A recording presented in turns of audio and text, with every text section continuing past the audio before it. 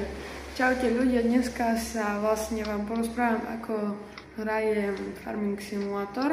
Vám to aj ukážem. Že hrám sám single player. Som si vlastne vytvoril svoju mapku a vlastne takto si budem vlastne tu hrať a budem proste chcieť si vytvoriť čo najlepšiu mapku. Takže ideme. Teraz som vlastne ako zmatil poľo, tak som poslal pracovníka, nech ide s kamionom do sypky, niekto ide vysypať, za to dostane vlastne peniaze. A ja si vlastne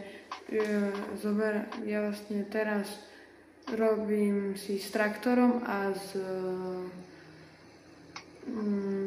s týmto nakladačom na seno zberačom. A vlastne si zberám seno, dával som do postielku pod krávy, vlastne krávy to už nepotrebujú, tak dávam to do seníka. A takto to ďalej bude pokračovať a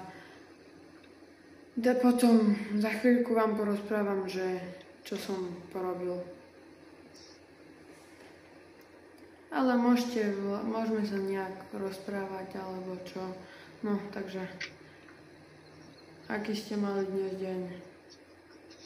Vidím, že dobrý. No, takže ja som mal dneska dobrý deň a neviem, tak bol som od včera som doma, lebo boli sme piatok na koncoročnom výlete a prišli sme s vírusom v sobotu domov, tak nám nechali nám dali také jak voľno, aby sa žiaci vylečili. Takže takto. A toto bude asi z dnešného videa všetko, takže sa s vami rozlúčim a ja budem potom po skončení videa hrať ďalej a potom na ďalšom videu tak si ukážeme, ako som pokročil na tejto mapke.